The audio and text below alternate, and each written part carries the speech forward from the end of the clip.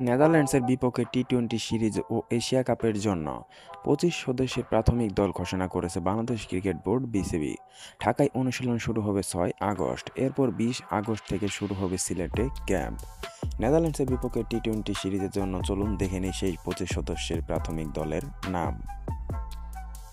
Liton Kumar Das captain, Tanzid Hasan Tamim, Naim Sheikh, Soumya সরকার, পারভেজ হোসেন ইমন, তাওহিদ হৃদয়, জাকির আলী অনিক, মেহেদী হাসান মিরাজ, শামীম হোসেন পাটোয়ারি, নাজমুল হোসেন শান্ত, রিশাদ হোসেন, মেহেদী হাসান মিরাজ, তানভীর ইসলাম, নাসুম আহমেদ, হাসান মাহমুদ, তাসকিন আহমেদ, তানজিম হাসান সাকিব, সাইফুদ্দিন, নাহিদ রানা, মুস্তাফিজুর রহমান, শরীফুল ইসলাম, খালেদ আহমেদ, নুরুল হাসান সোহান, মাহিদুল অঙ্কন এবং কি সাইফ হাসান। এই হলো ২৫টি নাম।